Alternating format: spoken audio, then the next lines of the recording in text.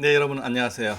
우리가 지난 시간까지는 내사선을 따라 축성된 서울 성곽 그리고 그 성곽에 배치된 사대문과 사소문에 대해서 좀 알아봤습니다. 우리가 뭐 사대문을 알아볼 때 그 특이한 점이 하나 있었죠. 동대문 같은 경우는 원래 흥인문인데 흥인지문 이렇게 돼 있고 또 옹송도 둘러싸여 있는 독특한 형태를 취합니다. 뭐 그렇게 된 이유는 뭐 수구가 좀 약하다든지 저지대이기 때문에 뭐 축성 당시 좀 힘들었다. 그래서 그 지기를 좀 보완하기 위해서 뭐 그러한 조치를 취했다라고 얘기를 하는데, 이걸 풍수적으로 접근할 때는 그 동대문에 해당하는 지역이 바로 좌청룡 지역이죠. 그래서 이 좌청룡에 해당하는 곳이 타락산인데 타락산이 조금 낮습니다. 제가 사진을 보여드릴 텐데요. 그래서 좌청룡이 약해서 풍수적으로 어떠한 문제가 발생했냐면은 장자가 조금 뭐 장자 절손 이런 얘기도 합니다만은 장자가 빨리 단명한다든가 그렇지 않으면은 장자가 제대로 된 역할을 못하는 그런 경우가 발생할 수 있다. 이게 풍수에서 얘기한 어떤 속설 아닌 속설이 되고 있습니다. 과연 그러면 조선시대 전시대를 걸쳐 가지고 장자로 된 임금은, 제가 타이틀을 이렇게 만들었죠. 과연 몇 명의 장자가, 몇 명의 큰아들이 임금이 되었을까? 이러한 문제를 좀 다루어 볼까 합니다. 간단하게 뭐 태종은 다섯째고 세종은 셋째고 이런 식으로 하면 5분이면 끝나겠죠. 근데 그렇게 하지는 않고요. 그 장자들이 왜 왕위에 오르지 못했는지, 혹은 왕위에 올랐으면 어떻게 또 금방 좋은 치세를 열지 못하고 넘어가게 되는지, 그러한 숨겨진 이야기를 함께 다뤄보는 게 우리가 역사도 공부하고 또 풍수적으로도 흥미 있는 주제가 아닌가 싶어 가지고 오늘의 시간을 마련했습니다. 그럼 오늘부터 해가지고 한 6차례에 걸쳐서 앞으로 진행하도록 하겠습니다. 그래서 오늘 첫 번째 시간인데요. 오늘은 태조 이성계부터 세종 때까지 진행해 보도록 하겠습니다. 먼저 임금들의 그 왕위 계승에 숨겨진 이야기를 들어가기 앞서 가지고요. 우리가 지난 시간에 한번 했었는데 계룡산 신도왕과 한양 입지에 대해서 제가 설명한 내용이 있습니다. 거기에서 명당의 조건을 제가 말씀을 드렸는데 그걸 간략히 좀 살펴보고 왕위 계승으로 넘어가도록 하겠습니다. 우리가 명당으로 부를 때는 어떤 독특한 포맷이 있습니다. 보시면은요, 뒤에 조종산이 있고, 조종산은 뭐냐면은 이 말 그대로 조상이 되는 산입니다. 주산의 어떤 혈을 모아주는 그런 역할을 하는 곳인데, 이 조종산 밑에 주산이 있고 좌청룡 우백호가 있죠. 그리고 그 바깥으로 외좌청룡과 외우백호가 있습니다. 그리고 명당을 바로 가로지르는, 앞쪽에서 가로지르는 개천이 하나 있어서 이게 우리가 얘기하는 바로 배산 임수형이다, 이렇게 얘기를 합니다. 이 조그만 개천을 가로지르면요, 거기에 바로 주산과 대칭되는 안산이라는 형태가 있습니다. 그리고 다시 또 가장 좋은 것은 큰 강이 흐르면 더 좋습니다. 그리고 그 강 뒤에 바로 조종산의 대칭이 되는 조산이 배치되어 있으면 우리가 이것을 좋은 명당이다, 이렇게 얘기를 합니다.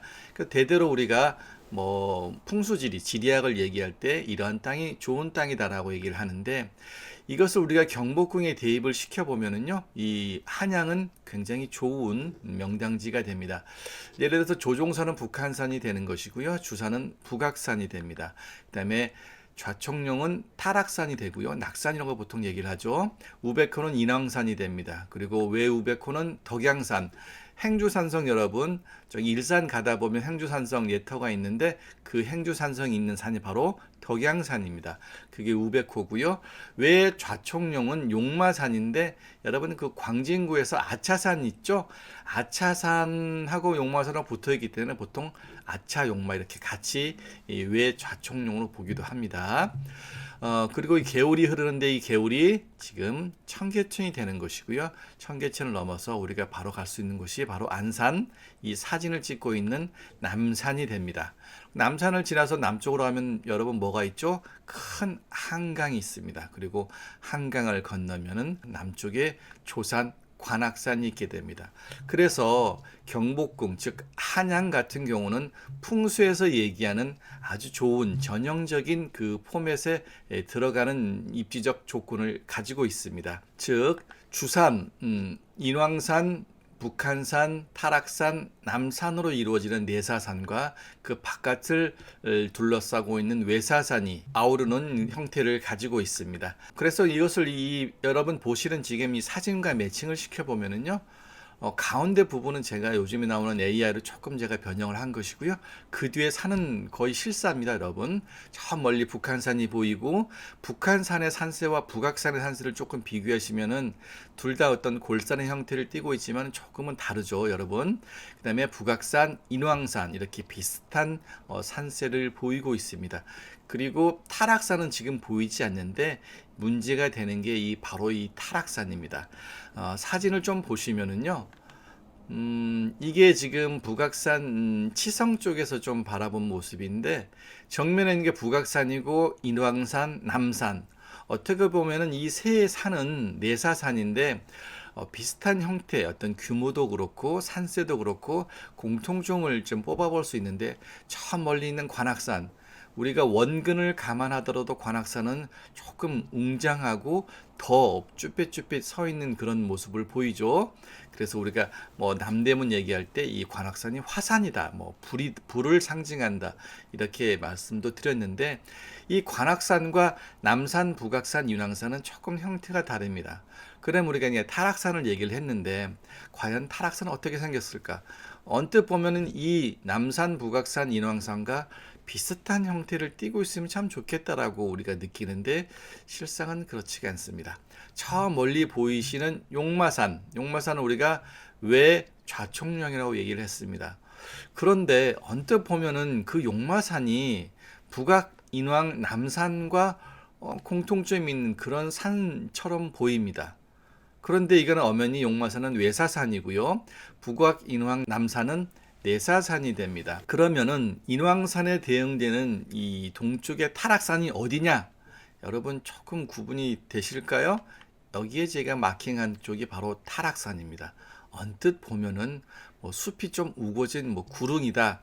그 앞에 있는 창덕, 창경궁하고 뭐 대동소이한 어떤 그런 모습을 띠고 있습니다.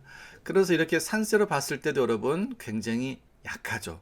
그래서 좌총룡이 약하다 이런 얘기를 하게 되는 것입니다. 이것은 조금 근접해서 찍은 사진인데요. 이게 해화문에서 낙산공원 쪽으로 올라가는 그 입구가 됩니다. 그쪽에 산세인데 여러분 보실 때도 그렇게 험한 산세는 아니죠.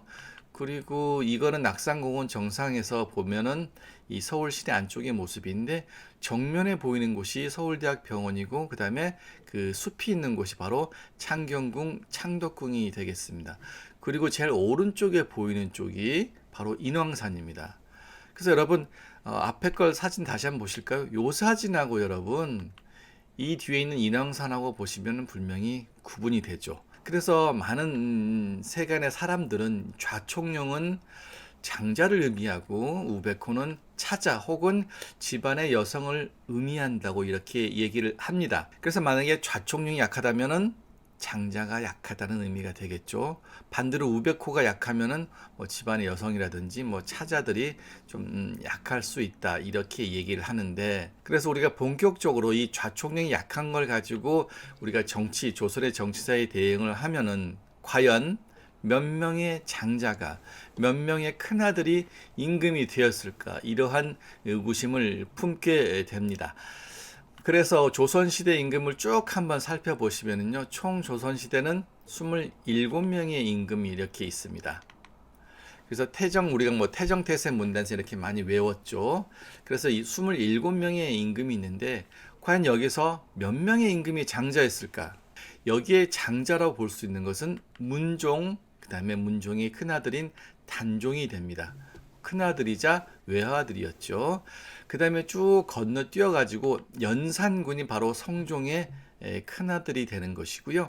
그리고 쭉 건너뛰셔 가지고 현종, 숙종 이쪽이 큰아들이고요. 숙종의 뒤를 이은 경종도 역시 큰아들입니다. 다만 제가 이거 보라색으로 아웃라인을 만든 이유는 뭐 적장자는 아니었다. 경종은 우리가 장희빈 그러죠. 희빈 장씨의 큰아들로서 굳이 따지면 뭐 서장자였다 이렇게 볼 수 있는 것이고요.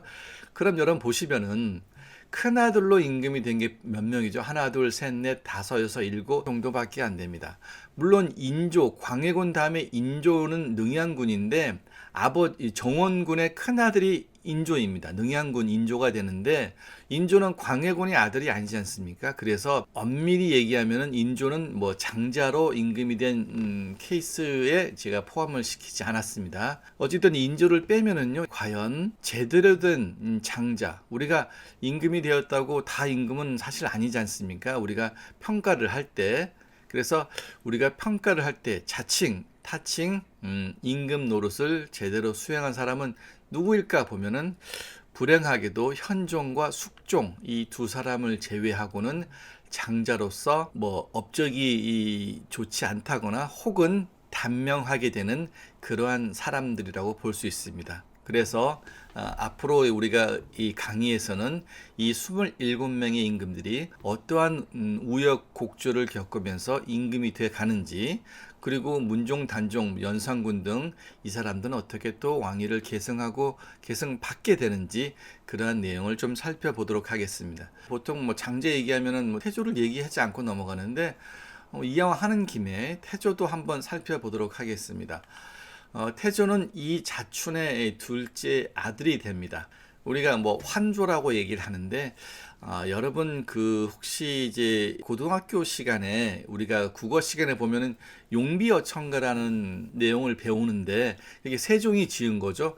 뭐 우리가 얘기할 때 뭐 어용 세력을 얘기할 때 뭐 용비어천가 그만 불러라 뭐 그렇게 우리가 비아냥되기도 하는데 어찌됐든 용비어천가는 조선 왕조의 창업을 뭐 칭송하고 선전하는 목적에서 만든 뭐 노래라고 볼 수 있을 텐데 거기에 나오는 게 뭐 해동 육룡이 나르샤 일마다 천복이시니 뭐 고성이 동부하시니 이렇게 뭐 쭉 나가는 내용이 있습니다. 그래서 이 해동 육룡, 해동은 우리 조선을 가리키는 것이고요. 육룡할 때 6마리의 용을 얘기하는데 6마리 용이 누구냐? 그게 이제 세종이 지었기 때문에 세종의 직계 존속인 태종, 그다음에 태종의 아버지인 태조 이성계, 그리고 우리가 보통 뭐 제사를 지낸다거나 종묘에 이 신유를 모실 때 보통 4대조까지 얘기를 합니다. 종묘에 올릴 때 4대조고 4대조가 넘어가면은 보통은 뭐 영령종으로 옮겨가지고 이제 계속 제사를 지내는데 어쨌든 이 4대조까지, 그래서 용비어천가에 나오는 육룡은 태종, 태조 이성계, 그 위로 태조의 4대조까지 되는 환조, 도조, 익조, 목조, 그래서 우리가 위에서부터 얘기하는 목, 익, 토, 환 이렇게 얘기를 합니다. 목조, 익조, 도조, 환조, 태조, 이성계, 태종 이렇게 얘기를 하는데 이성계의 직계 아버지가 바로 이 자춘이 됩니다. 이성계 얘기를 할 때 여러분 좀 시간이 갈 수도 있지만은 그래도 이성계가 어떤 집안인지 그거는 조금 설명할 필요가 있지 않을까 해서 제가 잠깐 그 이성계 집안의 내력을 좀 설명하도록 하겠습니다. 그 사대조가 되는 것은 이 안사라는 사람입니다. 바로 이 안사가 전라북도 전주에서 터를 잡고 살고 있었습니다. 시대적 배경으로는 그 당시가 원나라의 침략기가 되는 상태에서 좀 어수선한 상태였고요. 이 안사는 어느 정도의 무장 세력이었던 것으로 지금 우리가 평가를 하고 있습니다.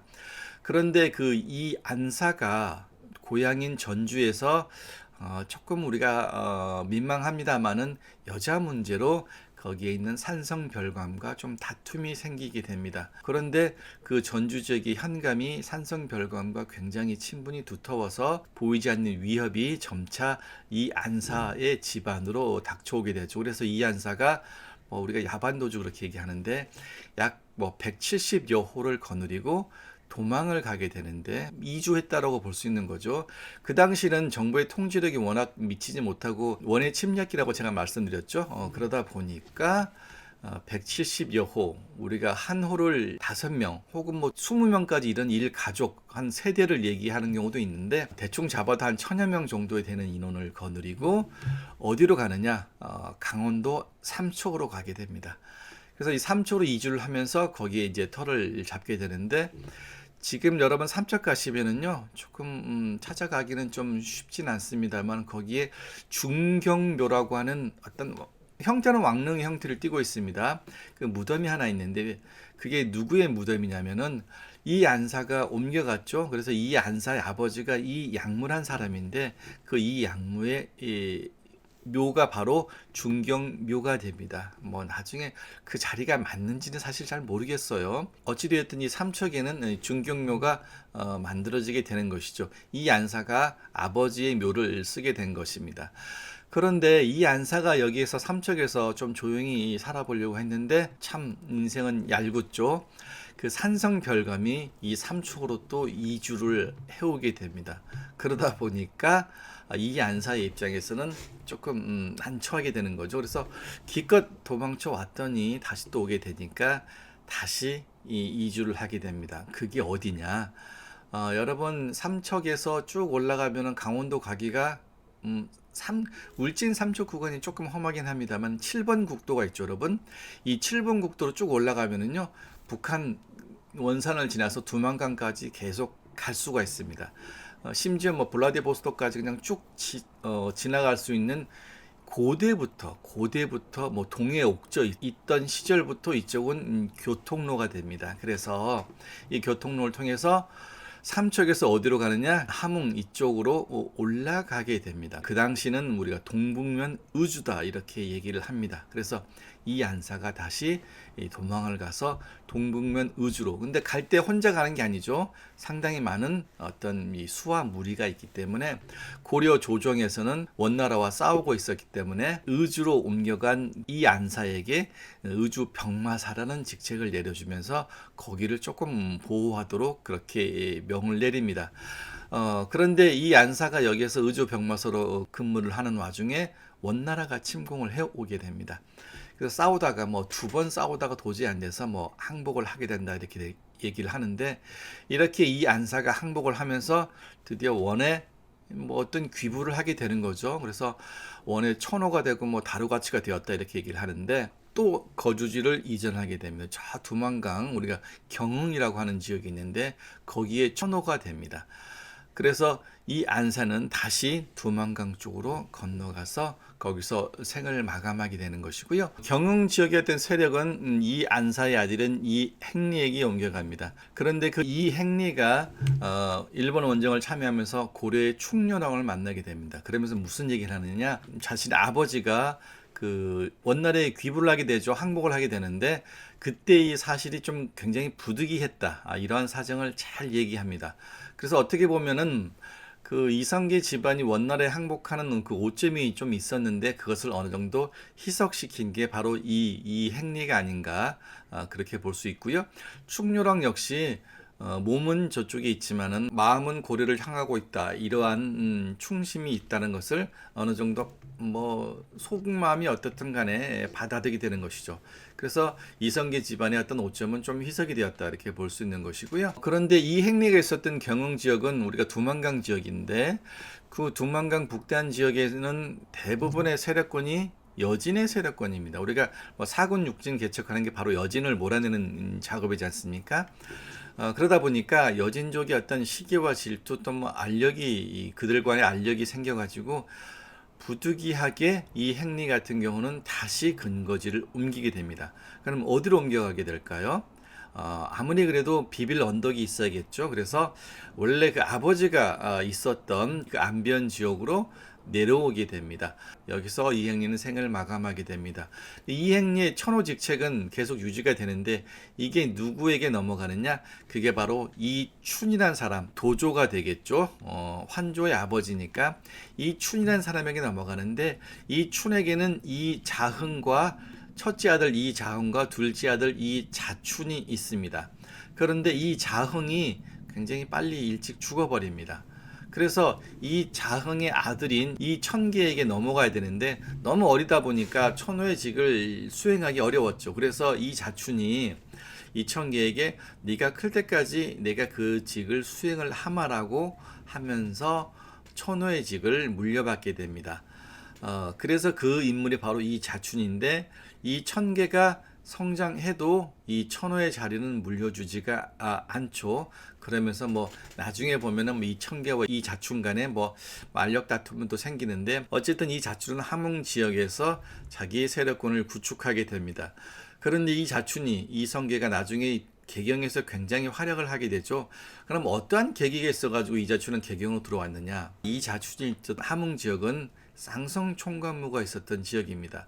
원나라가 서경 쪽으로는 동령부, 이 원산 함흥 쪽으로는 이 쌍성 총관부를 설치해가지고 고려를 압박해오고 있는 형태였죠. 그런데 이것을, 이러한 지형 구도를 타파하고 싶었던 임금이 바로 고려의 공민왕이 됩니다. 그래서 우리가 고려 공민왕의 반원 정책이 개혁 정책이 수행되는 시기가 언제냐? 바로 쌍성 총관부가 혁파가 되는 그 시기를 반원 정책이 시작되는 시기다. 바로 1356년 우리가 이렇게 얘기를 하는데, 이 쌍성 총관부를 수복할 때 이 자춘이 거기에 있던 쌍성 총관 조씨와 굉장히 사이가 좋지 않았는데, 그래서 이자춘이 공민왕에게 얘기를 합니다.